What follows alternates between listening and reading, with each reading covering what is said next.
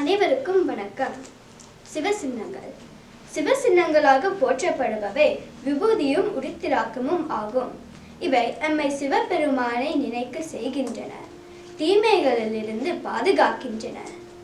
சைவ மக்கள் இவற்றை புனிதமாக பேணி அணிந்து வருதல் முக்கியமாகும். திருநீறு பிறவி பிணி தீர்க்கும் மருந்து. திருமூலரும் தனது திருமந்திரத்தில் கங்காளன் பூசும் கவச திருநீற்றை மங்காமல் பூசி மகிழ்வாரை யாமாகில் தங்கா வினைகளும் சாரும் சிவகதி சிங்காரமான திருவடி சேர்வாரே என்று கூறியிருப்பதால் திருநீறு வினைகள் அனைத்தையும் போக்கி சிவகதி தர வல்லது என்பது தெளிவாகிறது. இதே போன்று அருநோய்கள் கெட வெந்நீர் அணியாரால் என்று அப்பரும் திருவெண்ணீர் இடாமூடர் என்று அருணகிரிநாதரும் ஒன்மையனே திருநீற்றை துளித்து ஒளிமிளிரும் வெண்மையனே என்று தனது திருவாசகம் நீத்தல் விண்ணப்பத்தில் மாணிக்க வாசகரும் கூறியுள்ளார்கள்.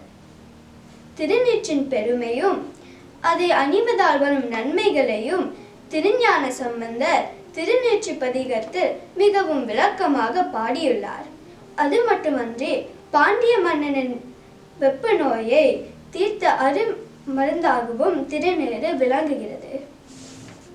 மந்திரமாவது நேரு வானவர் மேலது நேரு சுந்தரமாவது நேரு துதிக்கப்படுவது நேரு தந்திரமாவது நேரு சமயத்தில் உள்ளது நேரு செந்துவர் வாயுமை பங்கன் திரு ஆலவாயான் திருநீரே.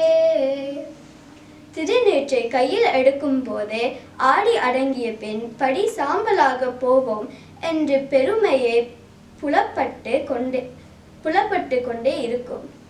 ஞான சம்பந்தர் பராவணம் ஆவது நேரு பாவம் அறுப்பது நேரு என்று கூறியிருப்பதால் புண்ணியம் தந்து ஞானத்தையும் தருவது விபூதியாகும். நாமும் விபூதியை நாள்தோறும் அணிந்து அதன் நற்பலன்களை பெறுவோம். நன்றி, வணக்கம்.